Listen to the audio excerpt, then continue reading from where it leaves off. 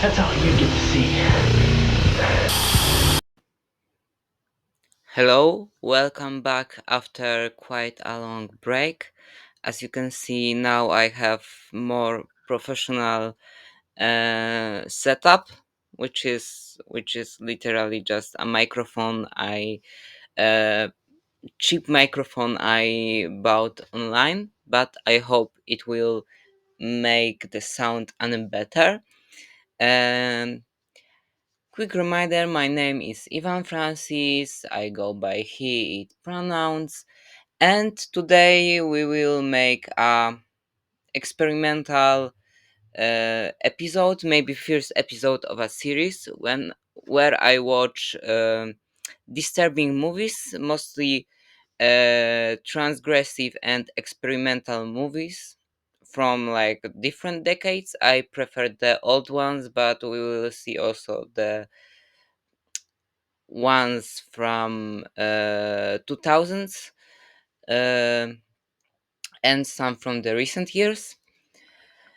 Of course, if it will become a constant series, we will see after today's episode how it goes. And first movie that we will be talking about is the Scrapbook, a movie from 2000 year. I don't know if I spell it properly. Um,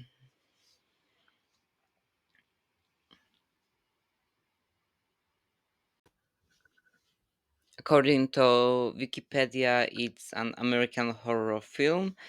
Um, in main roles, there's still Emily Hack and Todd Devlin. It was um, produced by Eric Stans. Um, it was very widely commented and criticized for explicit depictions of rape, which some reviewers claim borders on pornography. And in the United Kingdom, over 15 minutes were cut from the film to comply with the 18 rating. And what can I say?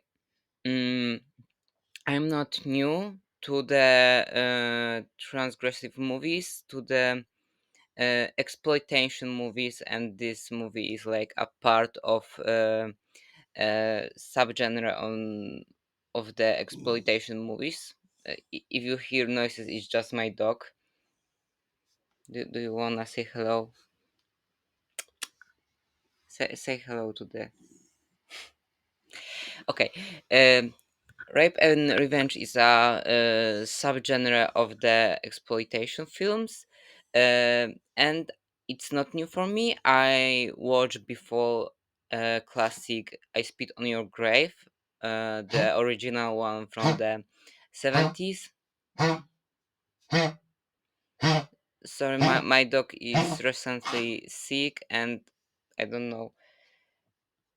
Vet gave her like medicine for asthma, but it doesn't help me much.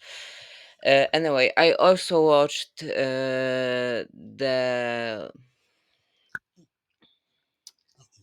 last house on the left, and to be honest, I mean those were hard movies. I don't know um how how to call it.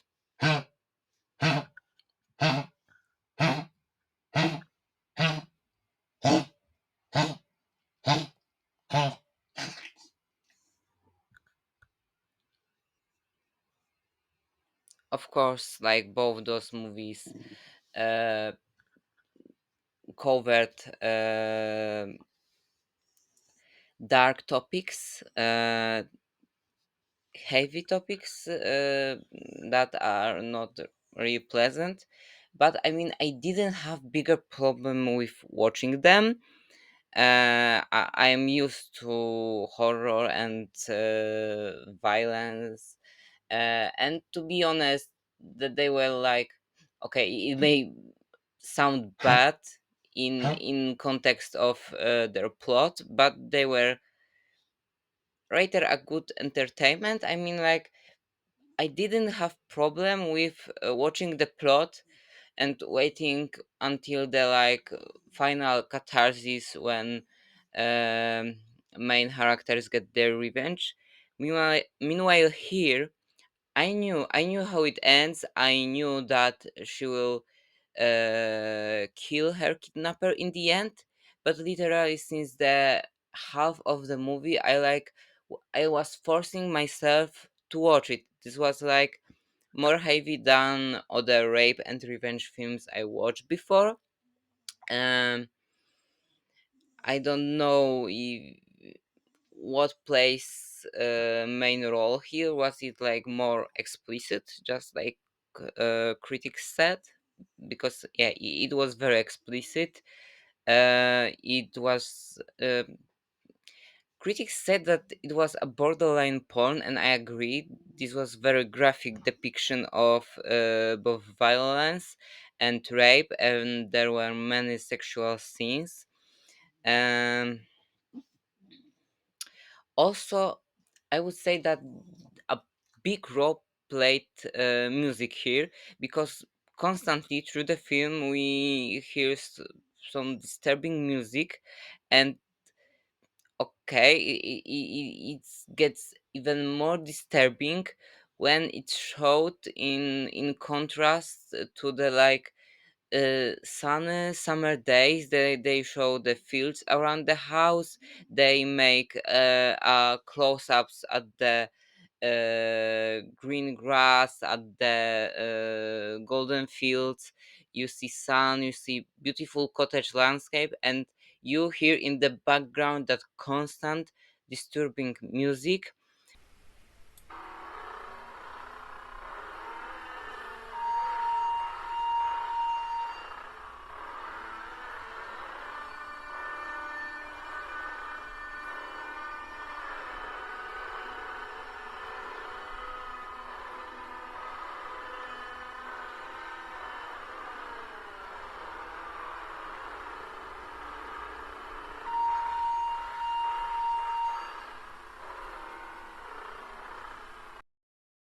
um, and uh, and soon the idyllical landscape is interrupted by scenes of abuse and torment. I made some notes through the film. Um it's also quite ironic because the movie was produced by Wicked Pixel Cinema. Um, at first, I was afraid that I won't understand the movie perfectly, but because I couldn't find the movie with subtitles, and I am better at written English than in understanding it from listening. But yeah, I rated understood it perfectly. Also, there wasn't much speaking. Like honestly, there were mainly two characters. Other people appeared maybe for 2 minutes, 5 minutes, and from those two people, most of the movie only the killer was speaking. Clara, the kidnapped woman, the main character, was mostly silent. She f- started speaking to him only at the end of the movie. Most of the movie she was only screaming and communicating with him through the written notes that he was reading out loud. Um, and here are the spoilers. Here are the spoilers.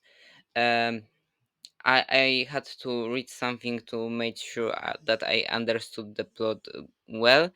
At first, we probably see the flashbacks from the killer's childhood when he was a kid, but we can't really tell the age because we just see his photo as a kid, and then we see what through the camera. Probably the young killer is holding the camera, and we see that he holds a teddy bear in his hand.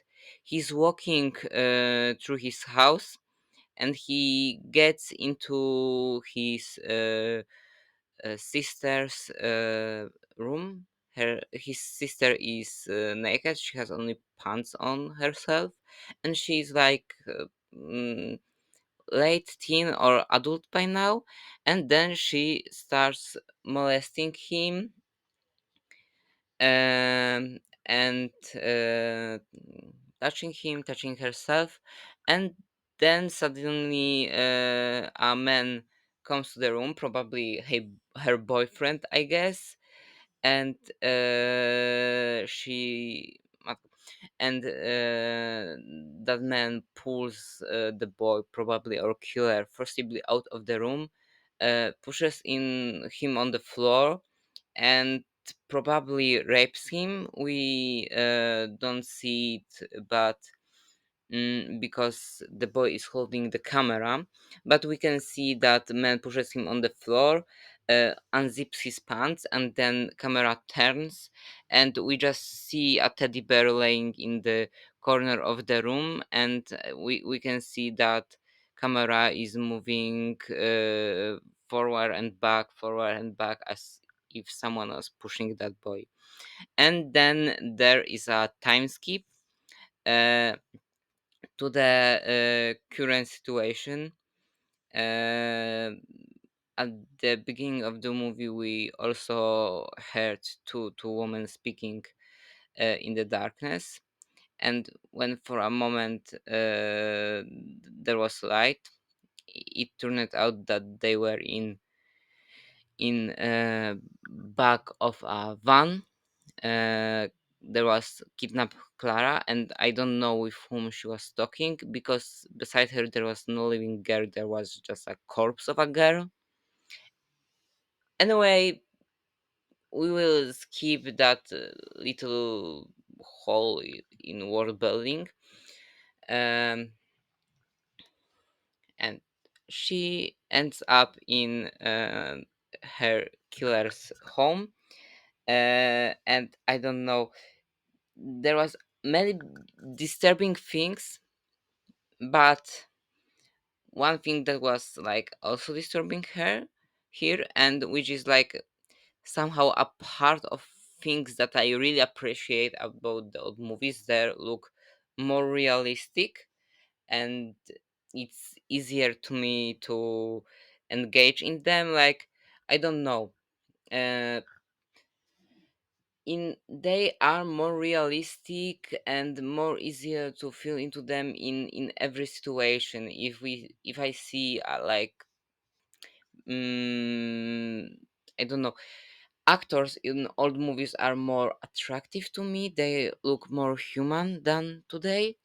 And at the same time, at the other end of the scale, the sadness or fear, movies feels more realistic to me, because it doesn't feel like heavy edited movie, it feels like reality. And like sorry for constantly saying like, and the killer's house is like very messy, there is rotting food everywhere, there are trash everywhere, there are random broken things, broken chairs, broken dolls, old newspapers covered in juice everywhere. It is terribly messy. I wash it, and I could almost feel that terrible smell myself. It kind of reminded me of one of my grandmas that also kept leaving old food all the surfaces, and it didn't smell that bad, but it was disgusting to me since I was a child. So e- even before the abuse started, I was already disgusted. And at the beginning, as I told, Clara doesn't speak herself. um uh, I noted that it's almost funny in a dark way how proud is Killer of his work. I mean, the title and comes from and the title and the main point of the movie is that this killer makes a scrapbook about all of his victims. He collects their photos, some souvenirs after them. He makes them write in his scrapbook, like I don't know, like if this was like guest book.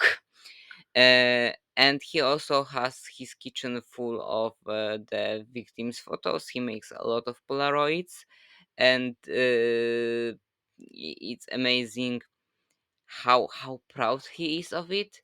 When he talks to Clara at first, he's like, I noted the quote, like, "You see how I have everything in perfect order here.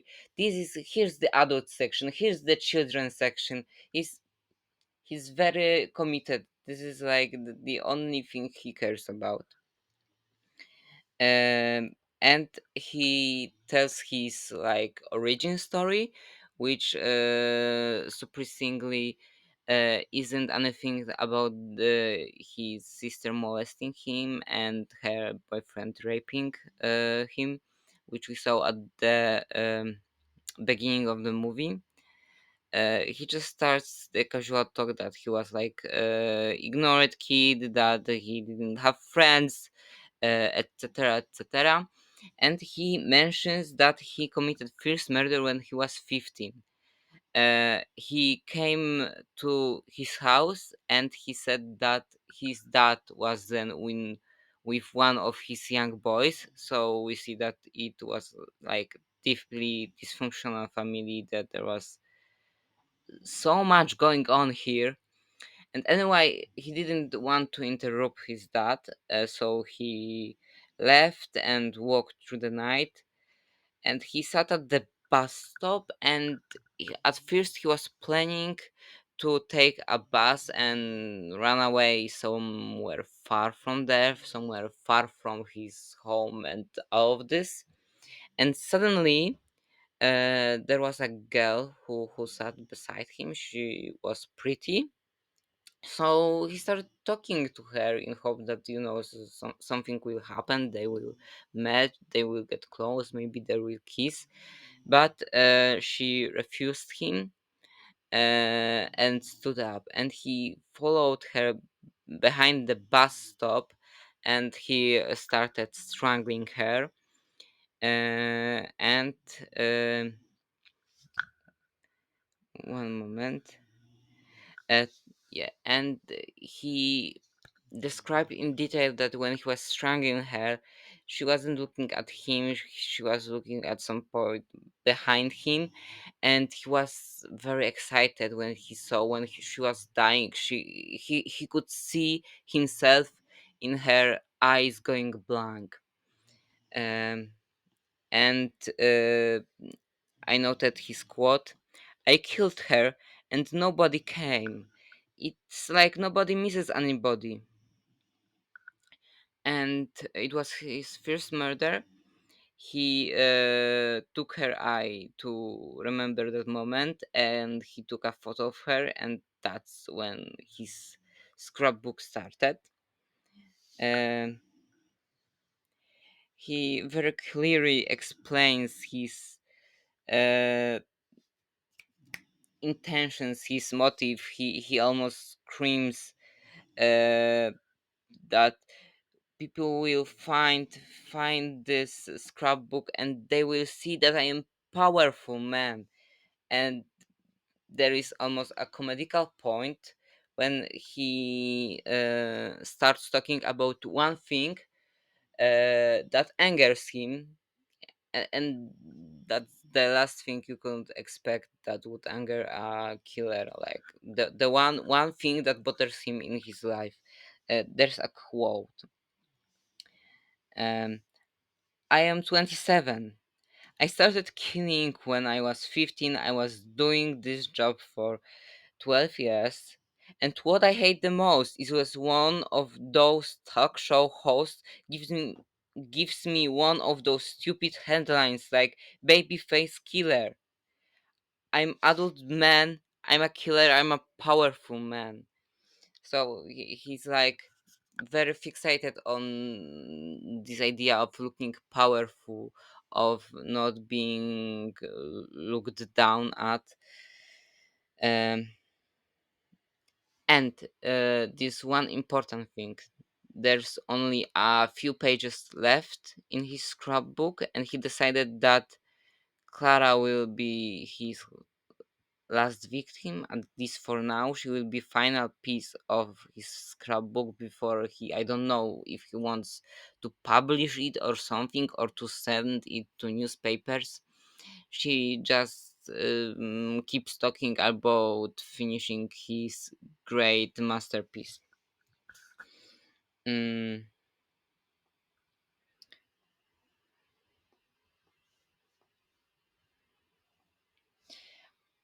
okay, and after, yeah, and as I said, there is also an explicit scene of rape. Um, we can skip the details. Anyway, later he against this whole film is just swinging between rape and abuse, and just them sitting together and talking. And okay, talking is not a very fitting word. He just makes monologues about his ideas, etc. And if she communicates through the scrapbook. And after that rape, he gives her that scrapbook and forces her to write something in it. Um, and she doesn't want at first, but he yells at her and threatens her, and finally she starts to write. That it's satisfying for satisfying moment, because he then takes that scrapbook and reads out loud what she wrote. Quote, "You think you're such a strong man, but your dick is so small. I didn't even feel it when you stuck it in me. Piece of shit. Fucking loser." Of course, he got angry, and he pulled her outside. She threw her into a big bucket, or a trash can, hard to say. Anyway, um, he covered her in a gallon of milk or something, and then she duct taped the trash bin shut. And we could see that it was a hot summer. So first of all, she was hot in there. The second of all, she was locked with a terrible smell, which is um uh, do you do you say rotten milk in English, or milk when it was in the sun for too long. And when she's in that trash bin, he goes back to his room and he looks at that scrapbook, at that word she wrote. And at first he rips out the uh, page and throws it on the floor, but later he walks around angry, and she takes it back, and he put it back in. He uses tape, and he makes sure it's still a part of the scrapbook. Also, I mean, he has many random things in his house, but it was maybe not funny, but it was interesting to me that he has a fucking USA flag on his chair. Mm. sh- Later, he takes her out of the bucket, uh, and he brings her back to the room where she is kept. And he, from what I know, mostly kills women, but then suddenly there arrives a dude who wants to uh, how do you rent his rent is a good word. Rent his barn because that neighbor has a lot of cows or horses. I don't remember, and he doesn't have enough place for them. And he's like, "Oh, can I pay you and use your barn?" And that youth is like, "Okay, okay, get in. We can talk about it." And when they got in, I was a bit surprised that he was so careless, because in his house he has like whole wall with polaroids of naked bounded women, and that neighbor just looked at it and was like, "Oh guy, I see you're lucky." And the killer replied, uh, "Yeah, hell knows I am," and made a Polaroid photo of his neighbor, who was surprised. He got even more surprised when he got beaten, tied up, and brought into the room with Clara. We don't know what killer did to that dude, because when he brought him in the room, he was badly blooded up, and before we just heard a long, loud screaming. For a moment, he tried to force blindfolded and blooded neighbor to grope Clara, but one of them was into it. Also, this neighbor one was on the border of passing out, and he was in terrible pain. So killer just kicked him a few more times, and he locked him uh, in the, how do you call it, wardrobe. Uh, and he probably died. I don't know. We never saw that guy again. He just probably soon later died in that closet. And then we enter another fascinating scene where our killer goes to the town to go shopping, and he's like suddenly all nice, despite having no reason. Before he was just violent and abusive and yelling, and all of a sudden he is nice. He doesn't even come into the room, he just speaks through the door, and goes about like he's curious if his victim, his captive, if Clara is gonna have her menstruation soon, and he wants to make sure if he doesn't need to buy her some tampons or something, because as he says, he doesn't want her to make a mess on his floor, despite that, as I said, that there are just random broken things around. There are rotting food all around the house, and like the wall in this room is covered in blood, and not just random splashes of blood. There is a big uh, big text, "I'm a winner," or no, or "I am winning," on the wall, written with blood. It kind of reminded me when I had a friend, and uh, I decided to visit him for the first time, and we planned to watch The Shining together. And I came into his room. He lived with his family in the house, like in the suburbs. It was like a nice house with a garden in a small woods. And I get into his room. We put on The Shining, we lay on the bed, we talk, and I keep looking, because the wall over his bed is all covered in like dark brown, dark red smudges and stumps of hands. And I'm like, dude, what is it? It felt a bit creepy because we were good friends, but I was for the first time in his house, and we were watching The Shining, and he was a nice guy, but he also had a whole fucking wall covered in those red prints, handprints, and I don't remember what was the explanation.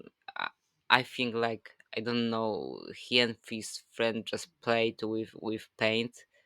But anyway, he wasn't a killer. Never mind this random story time. And going back, so when a killer goes on a rant about how he maybe doesn't care about his victims, but he cares about their menstruation, he also goes into a funny story.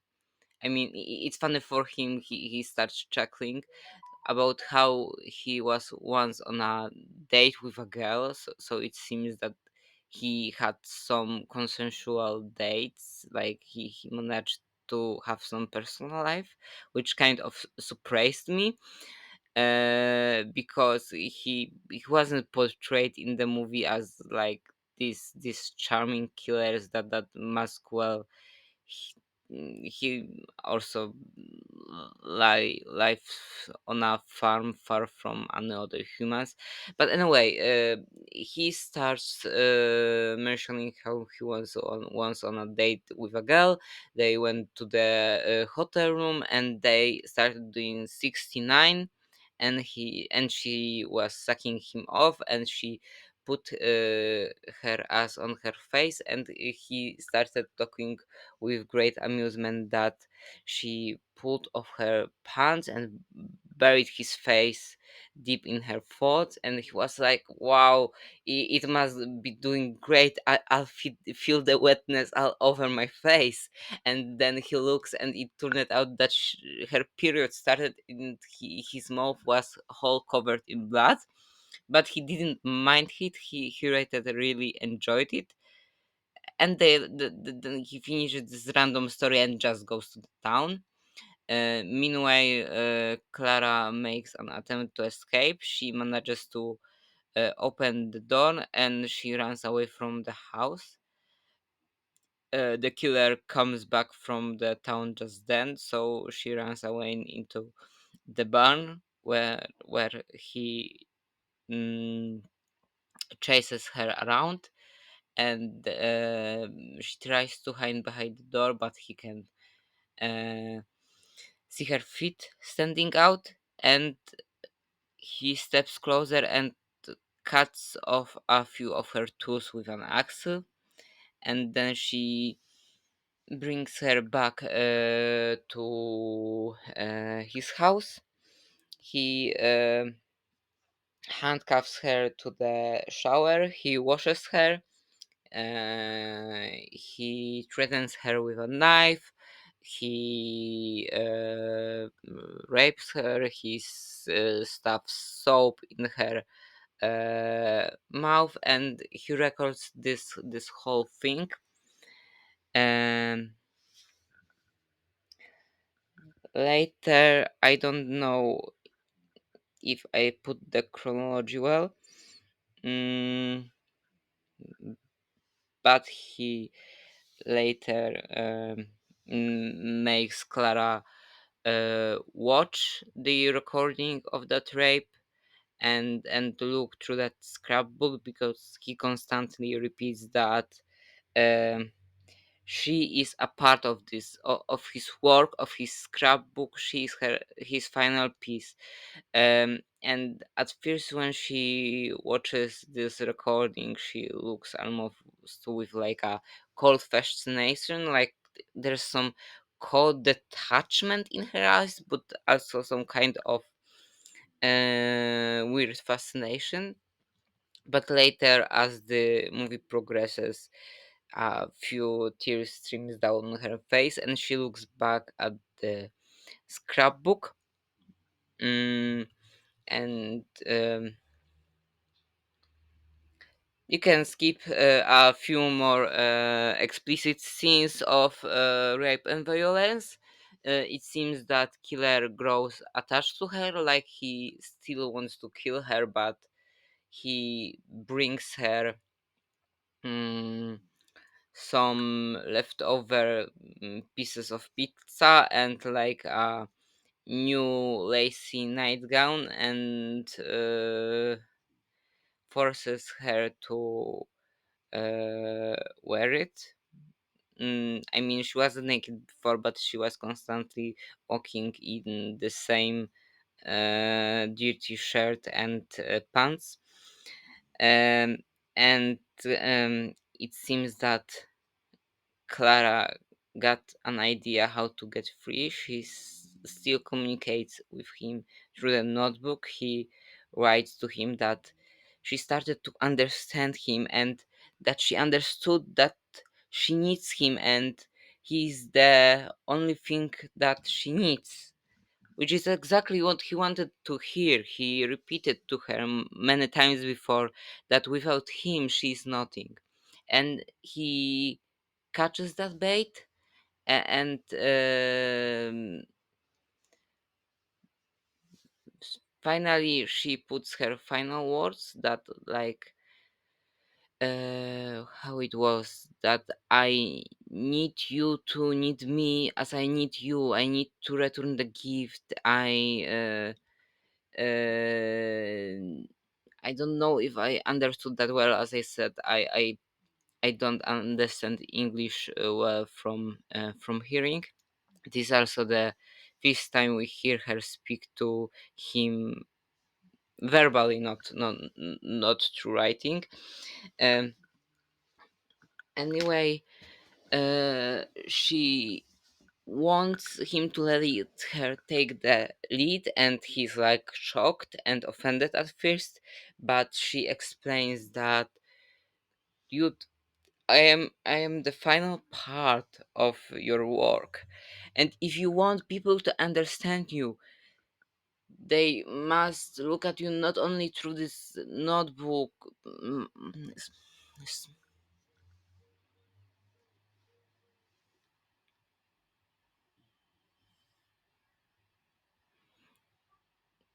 not only through this scrapbook, and all the photos of the victims, but they need to see you through my eyes.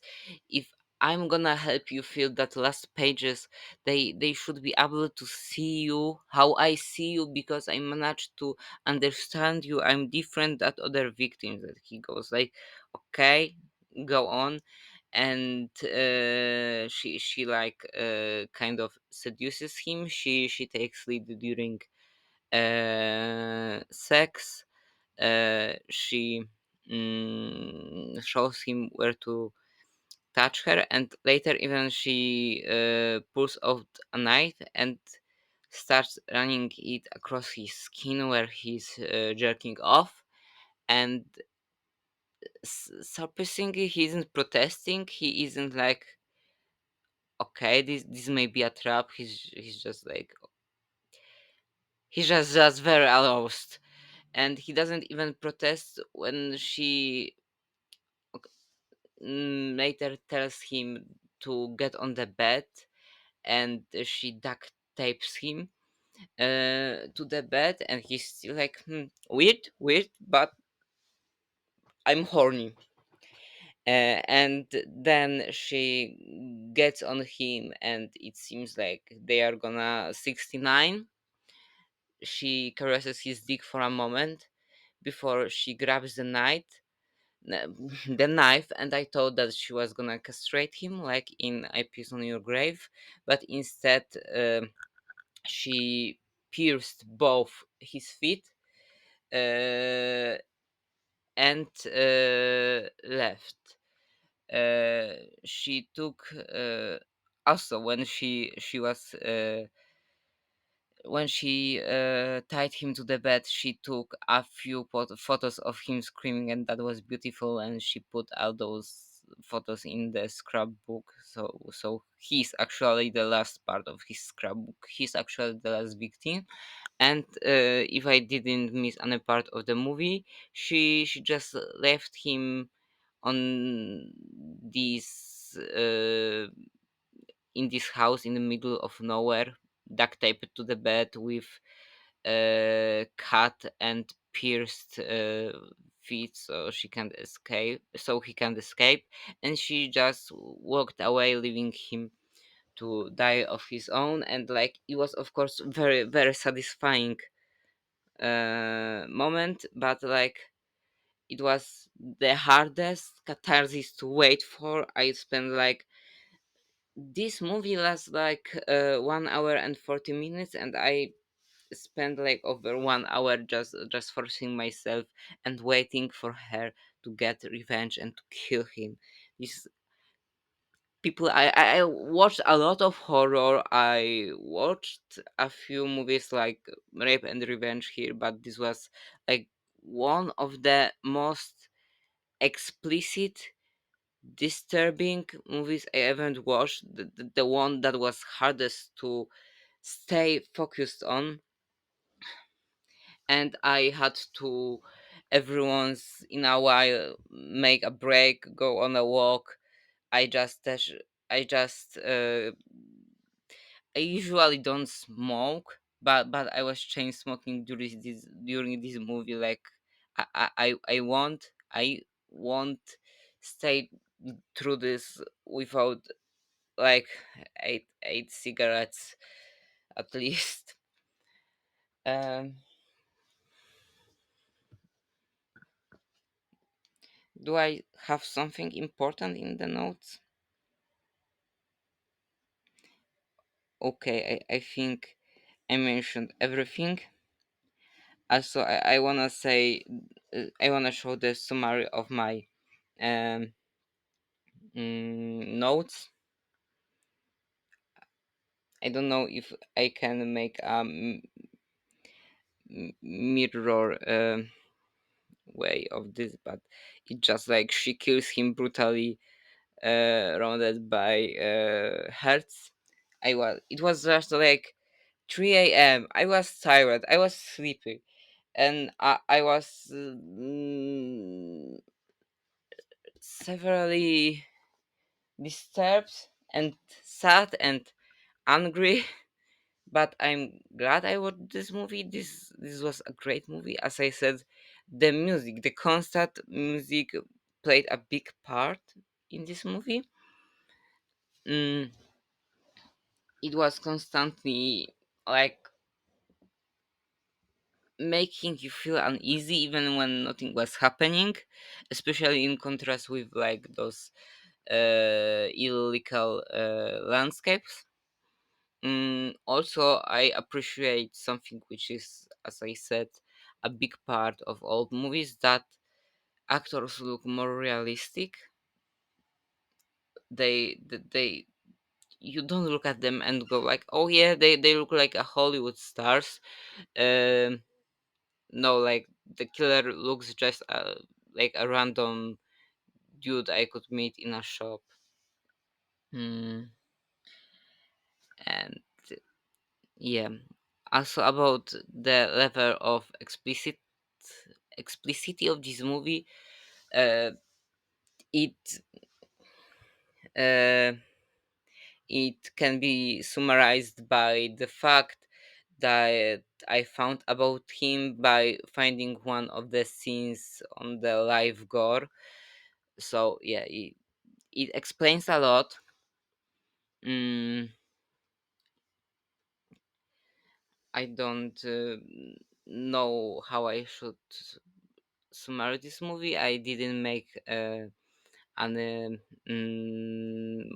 movie critic or something before. Uh, so yeah, it's hard to like rate this, because is it a good movie from cinematic point of view? Yes, it was well made. It was, if I can remember, independent movie. The actors were great in their roles. You could literally believe that actress was suffering.